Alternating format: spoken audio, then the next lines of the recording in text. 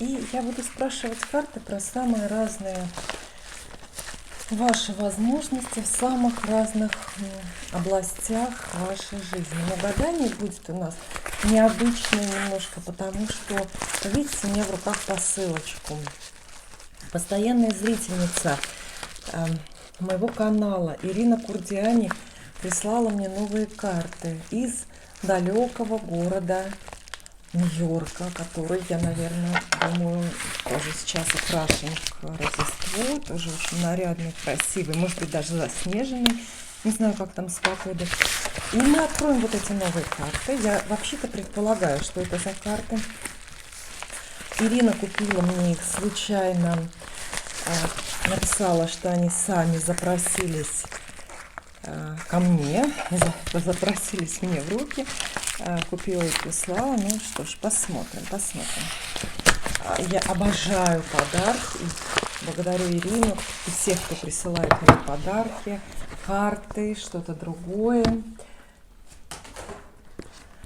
Я всегда с замиранием сердца эти посылочки открываю. Итак, это кошачье таро. Видите, котик нарисован на коробочке. Новые карты. Я вам уже говорила, что новые карты такие по-детски наивные и откровенные. То есть именно от вот совсем новых, свежераспакованных, свежераспечатанных карт можно узнать какие-то особенные секретики. Держать в руках и коробочку. Посмотрите, какая замечательная коробочка. Вся вот такая вот сверкающаяся. И коробочку, и сами карты очень приятно держать в руках. Книжечка, инструкция, как положено, здесь есть. И вот такие вот картиночки. Я их вижу впервые и рассматриваю вместе с вами. Очень красивые карты. На каждой иллюстрации какие-то котики. Давайте наугад попробуем вытащить, посмотреть какую-нибудь карту. Кто нам попадется здесь? Паш кубков. Ну, смешно в такой необычной позе. Котик, рыцарь кубков, тоже где-то роется. Ну, мы знаем кошачьи привычки, нас вот это не удивляет. Это все правда. Они именно так и делают, так и поступают. Королева кубков ничего не делает, отдыхает. Король кубков, ну, готовится к трапезе и так далее. Сегодня я много буду карт доставать. Большой расклад нас ждет до конца года. Советы для всех. И мы рассмотрим карты. У нас будет возможность почти все их рассмотреть в процессе гадания.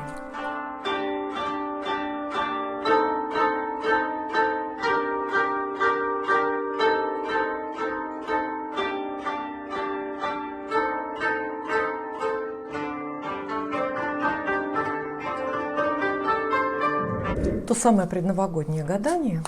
Самые разные области вашей жизни мы рассмотрим. Заглянем, пристально посмотрим, что с вами сейчас происходит, чего вы ждете, к чему стремитесь и что можете получить, на что можете рассчитывать в это, безусловно, чудесное предновогоднее время. Первый дом вы сами. Две карты масти мечей сразу вам выпадают. А масти мечей это девятка. А это и десятка. Какое-то все-таки время личностно кризисное.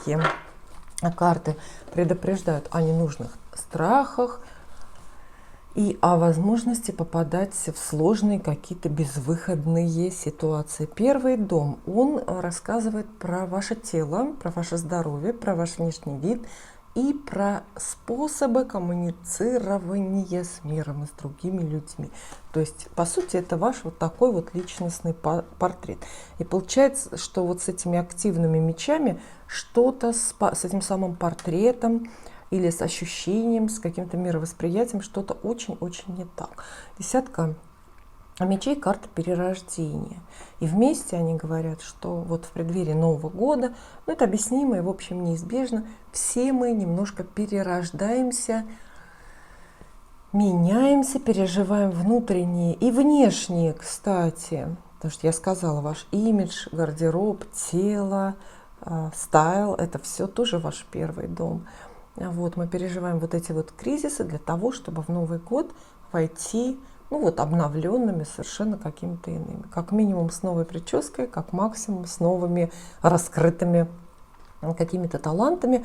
А карты советуют перемены и даже страдания, даже какие-то сильные переживания философски воспринимать. Сейчас нужно, можно сказать, ну, по-своему так вот очиститься, то есть пройти через какие-то эмоциональные испытания. Может быть, для кого-то они, конечно, связаны с другими людьми, с любовью, с поведением партнера, мужа, например. Но на самом деле вот эти внешние факторы и другие люди — это только лишь фон какой-то. Здесь важно, это первый дом, здесь важно то, как вы видите себя, как вы обращаетесь с собой. Карта советует вам продолжать себя любить и ценить даже тогда, когда вам категорически не нравится ваше отражение в зеркале. Заработки, тоже 2 карты. Что будет у нас всех с деньгами до конца года? Что это за время? К чему оно призывает, располагает или не советует? Карты деньгами, безусловно, советуют заниматься, потому что какая-то очень осязаемая, близкая мечта вот-вот готова сбыться, связанная с деньгами. Здесь 6 жезлов, это успех, победа. Видите, котик здесь. А долго не мог, а теперь поймал вот эту вот игрушку свою. То есть денежный триумф, время денежного триумфа. И в этой связи, ну, это время, когда надо браться вот именно за такие вещи, где можно выиграть или проиграть. Вы понимаете, что это не всегда так. Какая-то предсказуемая просто работа, просто зарплата, просто оклад — это не риск. Там нельзя победить, равно как и нельзя проиграть. Поэтому именно многие такую спокойную жизнь денежную себе и выбирают, чтобы не быть оцененными как победители или как побежденные. Но вот время рисковать деньгами, время, может быть, каких-то рискованных вложений, для рискованных сделок, потому что будут победы заметные, такие, за которые вас тоже похвалят. А, кстати, 6 мечей — это часто еще и премии, потому что это поощрение. Ваш хороший труд поощряют, и очевидный успех такой, то есть вас хвалят, там награждают, и в том числе вот каким-то денежным призом, да, премия — это как денежный приз. Карта звезда рядом, то есть, в принципе, все крутится вокруг вашей мечты. Это и какие-то дорогостоящие покупки, это какие-то вещи, о которых вы давно грезили. Теперь мечта сбывается. Накануне Нового года, в преддверии Нового года вы можете эти вещи себе позволить, купить. То есть, знаете, вот с таким победным настроением, как у этого котика, вы вообразите, идете в какой-то магазин, в какой-то торговый центр за вот той самой заветной покупкой, за той самой вещью, за тем самым вот за последней моделью телефона, на который вы, например, полгода копили деньги. То есть такая какая-то финансовая, очень денежная мечта сбудется. И в целом карты предлагают бодро смотреть на деньги, но, по крайней мере, не экономить и не провоцировать ощущение дефицита у себя. Далее 3 дом — это повседневная жизнь, друзья. И опять же, кстати, покупки, повседневная жизнь. 3 дом, он такой меркурианский, дороги каждого дня. Снова я вытащила нам мечи. Ну что ж, так. 3 мечей обещает возвращение каких-то старых проблем, старых переживаний. Вот представьте, иногда, когда вдруг возвращаются старые друзья или какие-то старые знакомые к вам, и вместе с ними, а знаем мы таких людей, возвращаются старые переживания и старые проблемы. Все, что вас беспокоит сейчас в связи с близкими людьми, например, коллегами или соседями, все это, по сути, вас беспокоить не должно. Все это достаточно какое-то отжившее, привычное, все это хождение по кругу. Старые печали, старые конфликты могут возвращаться, старые неприятные люди, кстати. Вот с этой 3 мечей мы не можем избавиться от того, от чего давно пора, что давно пора забыть. И вот это вот забытые, вот эти вот переживания, проблемы, оно, наверное, тоже для чего-то в конце года нас преследует. И здесь у нас есть еще 7 мечей. Ложь, обман, лицемерие и неискренность эта карта обещает нам. Вот представьте, такой вот противненький список. То есть, конечно, это люди, карты очень человеческие, карты очень, такие как бы эмоциональные, даже социальные. То есть готовьтесь к не самому доброжелательному или не к самому честному окружению в это время. Тоже серьезное предупреждение карт. Вокруг можно заметить, нет, не врага, но кого-то, кто очень неискренне себя ведет рядом с вами. Это могут быть внешне очень доброжелательные люди даже льстящие, но лесть, как известно, вредна. Далее. Ваши домашние и близкородственные дела. Советы вашему дому. Карты предлагают с домом как раз что-то сделать. Вот есть у вас мечта или какой-то проект, какая-то задумка, связанная вот именно с домом. Может быть, вы хотите его поменять, внезапно отремонтировать, заменить там всю мебель или проводку, я не знаю. Вот самое время, видите, туз жезлов говорит, самое время поколдовать над своим домом. То есть вот прямо вот буквально воплотить задуманное. Нужно поспешить, наверное, чтобы успеть к Новому году.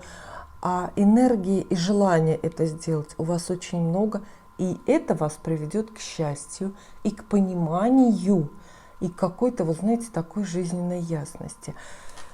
Тут вспоминаю полезное, популярное выражение, да, о том, что когда в доме порядок, любые дела другие легко делаются, и хорошее настроение приходит. Вот и карты говорят, что у вас именно хлопоты о доме, какое-то дело, связанное с родными, с недвижимостью, очень осчастливит. Больше, чем все остальное. Больше, чем заработки. Хотя там тоже все, в общем-то, так, блестяще.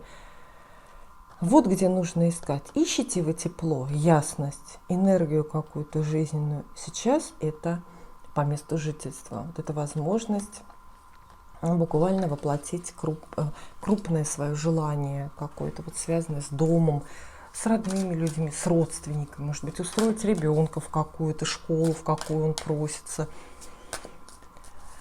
Может быть, бабушку забрать, перевести к себе. То есть вы можете себя вот осчастливить одним только махом, одним только своим решением, только одним своим поступком. Далее, конечно же, мы поговорим про любовь. Мы добрались до 5-го дома. Что это за время для любви? Видите, сразу про любовь карты выпадают, услышали это слово. Карты добрые, я уже поняла, я чувствую энергетику этих новых карт. Но, естественно, мне же их подарили. Подарок – это всегда проявление добра, доброй воли, расположения. Поэтому подаренные карты, конечно, будут и так и вести себя соответственно. Итак, что мы видим про любовь? Время любовное, романтическое, время, когда возможны свидания, доступны, просто насыщенное время свиданиями, знаете, время насыщенное свиданиями. Вот она, 2 кубков, и здесь 2 котика как раз. Время, когда у каждого где-то ближе или дальше, но может отыскаться та самая вторая половинка. 2 кубков советует искать эту пару, если вы не хотите в одиночестве Новый год встречать. И, скорее всего, найти ее очень просто, потому что чувства должны быть взаимными, а человек должен быть похожим на вас. Вообще партнера вот по 2 кубков легче всего найти, встретить там, где вы работаете или где учитесь. Потому что у вас должны быть обязательно похожие какие-то или совместные Интересы, хорошие новости достаточно для тех, кто ищет новое знакомство, то есть оно возможно, достаточно близко, здесь никакого закрытого пути нет. А вот для тех, у кого длятся отношения, для тех, кто про готовую любовную историю спрашивает, новости есть и не очень хорошие, потому что здесь, вот видите, 4 кубков выпадает.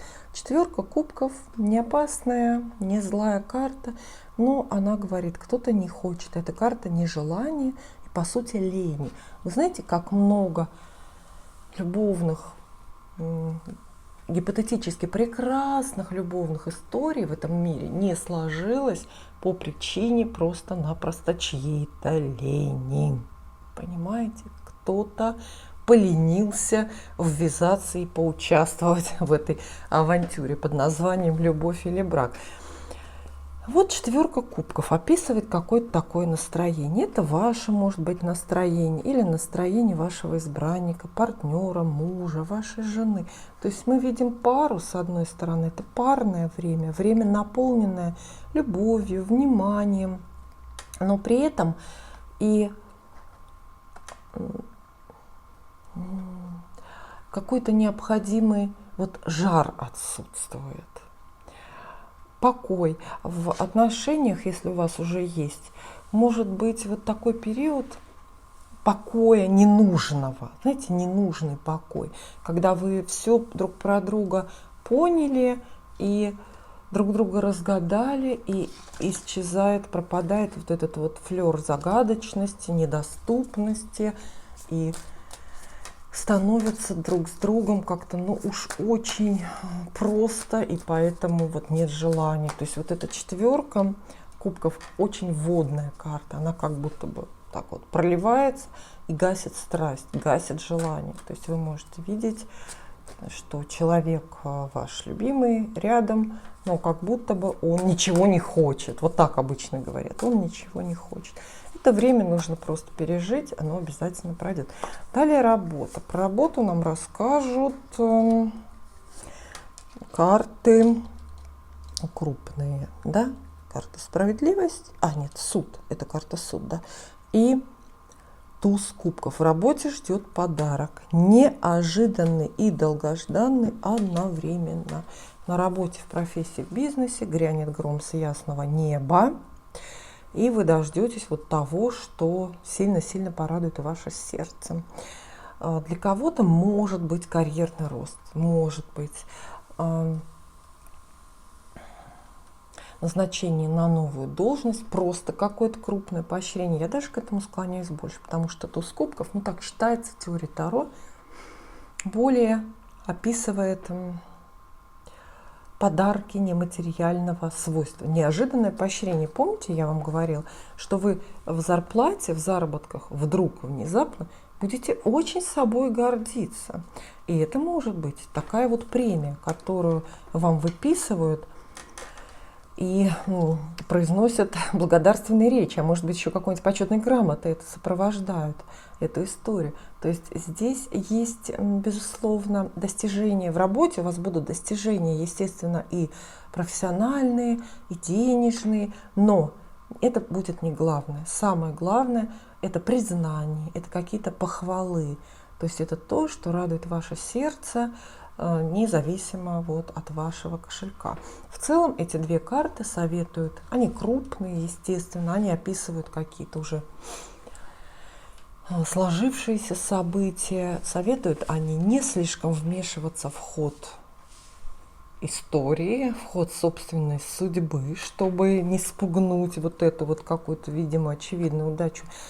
Естественно, 6-й дом – это поиски новой работы. Вот если вы ищете новую работу, хотите успеть до Нового года, найти там место, должность, то ни в коем случае не надо проявлять сейчас излишнюю какую-то активность. Вот начинать что-то новое, заново отправлять резюме, затевать циклы вот этих собеседований не нужно.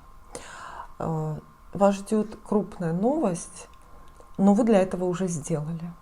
Вам осталось только дождаться. Вы для этого все уже сделали, по сути. Вы эту новую работу уже нашли, и она действительно вам как подарочный вариант выбирает. Сейчас уже активность не нужна. Сейчас лучше сидеть и ждать, наверное, так. Хотя излишнее ожидание тоже очень исполнение желаний может откладывать. Случайная и очень счастливая новость в работе вас ждет. Для кого-то, кстати, может, почему же мы игнорируем эту тему, не знаю. Туз кубков — это самая главная карта про любовь, эти колоде Таро. И это неожиданный, внезапный и очень мощный, скоропалительный служебный роман, может быть. То есть на место работы вы можете встретить самое великое, крупное чувство, любовное для себя. Так, партнерские отношения и счастье в браке. 7-й дом. Ого! Вот, как совпало, да? Император с императрицей. Парочка. Ну, мы уже поняли по другим картам, что вы в паре. Даже если вам сейчас так не кажется, то так кажется вашему партнеру. Что мы видим здесь? Император — это мужчина, который выбрал свою императрицу. Ну, то есть свою подругу, свою женщину. Вот тот человек, который для вас сейчас самый важный, которого вы можете загадать, про которого все ваши вопросы, видит вас очень рядом, очень близко и признает вас достойной для себя парой. Конечно, вот такой, ну, видите, это же как чудо, совпали парочкой. Вот они, котик-кошечка, император с императрицей. Конечно, это очень хороший знак. То есть вот это время до конца года осчастливит нас, ну, каким-то очень-очень крупным партнерством, полезным, и, скорее всего, это будет надолго. А дальше уже кто чего ищет. Если для вас сейчас актуальна именно личная жизнь, то это, конечно, встреча того самого единственного, самого подходящего на свете человека. Но это и бизнес-партнерство какое-то крупное, это возможность найти просто себе единомышленников, какой-то профессиональный или творческий проект. Они очень... Ведь почему как хорошо, что император с императрицей? Эти люди, эти коты и люди друг другу очень равны.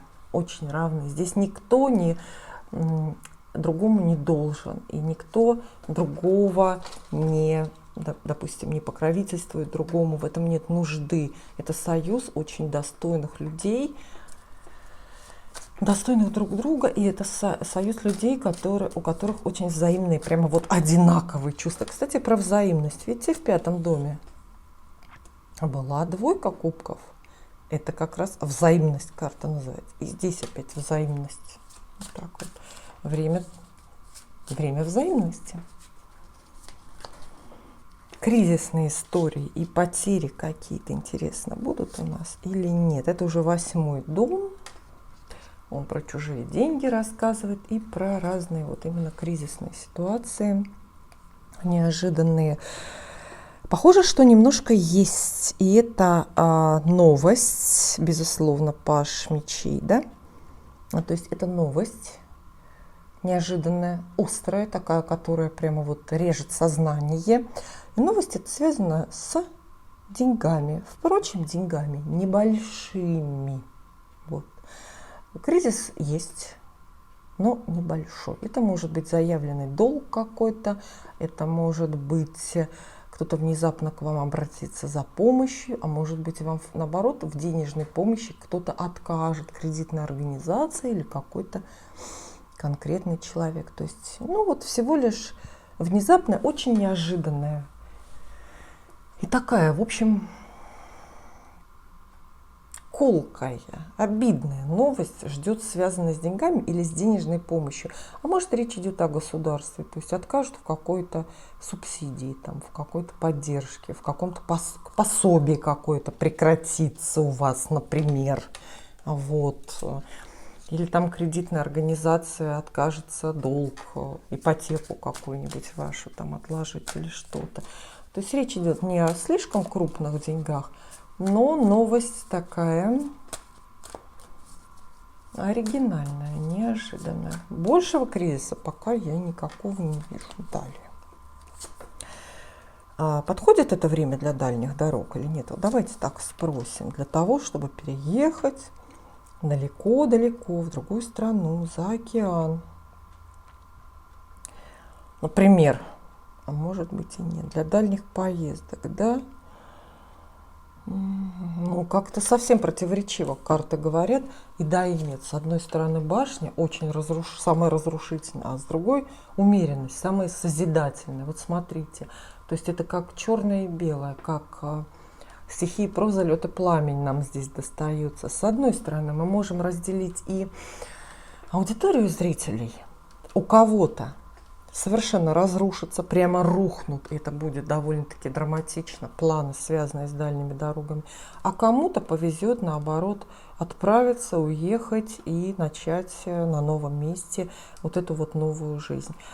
Каким образом мы разделимся на везунчиков и лузеров? Не знаю, эта судьба распоряжается там по-своему как-то считает. Для каждого свои счеты, своя картотека у нее есть. А точно так же у вас может быть два проекта. Две дороги вы выбираете. Две дороги, две судьбы. Ну, карты очень крупные, поэтому слово «судьба» здесь очень даже уместное. И одна дорога полностью проваливается, то есть нет, и скорее всего это навсегда, а зато в другую вы отправляетесь, и ее легко начать, и вы счастливы, и вас вот так вот где-то ждут. То есть это два таких варианта, которые взаимоисключающие, вероятно, поэтому и вам не нужно выбирать. Самое главное, вот прелесть в таких картах, когда они выпадают, вот такие категоричные карты, вам не нужно выбирать. У вас абсолютно не остается здесь сомнений, куда вам ехать, а куда нет. Потому что одно место из списка полностью выпадает, исчезает, саморазрушается, самоустраняется, да, и остается только одна дорога. Вот две дороги, остается вот эта одна. Это могут быть и учебные заведения, потому что 9-й дом — это еще и учеба. То есть учебные заведения. Вот вы выбираете между двух, там, ну, тоже профессиональных, скажем так, дорог. В одно место просто не примут, абсолютно полностью откажут. Забудьте.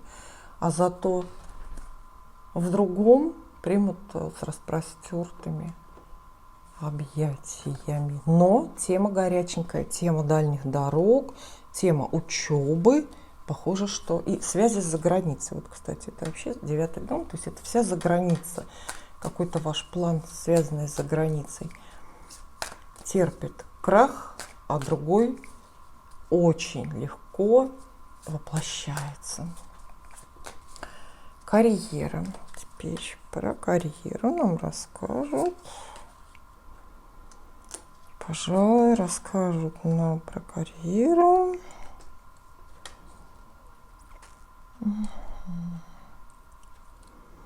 Это две не крупные карты масти Пентаклей, семерка и пятерка, но это, конечно, карты не очень карьерные, я вам так скажу. То есть здесь вот такого явного прорыва в положении, в должности нету. Карты, они денежные, Пентакли — денежная масть, и они говорят, карты в основном вот о ресурсах, о наличии или отсутствии тех или иных ресурсов, чтобы у вас эта карьера состоялась или не состоялась.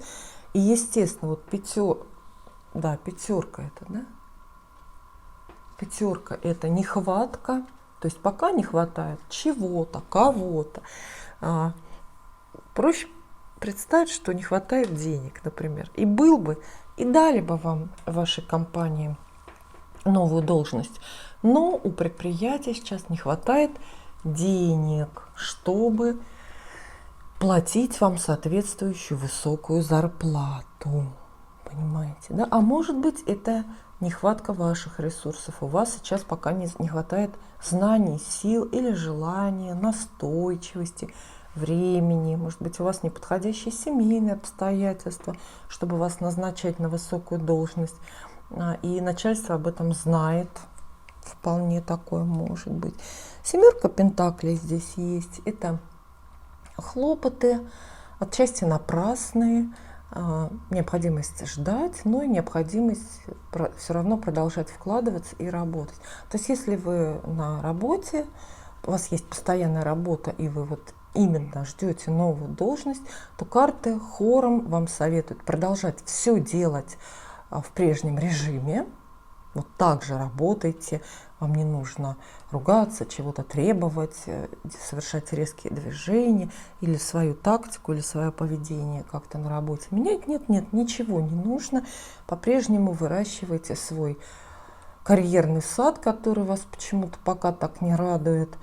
И предлагают просто довольствоваться малым, зато если вы сейчас выдержите, если вас не сдадут нервы, если вы спокойно продолжите этот карьерный путь, то попозже, может быть, после Нового года, карьерный рост обязательно случится. Но похоже, что не теперь.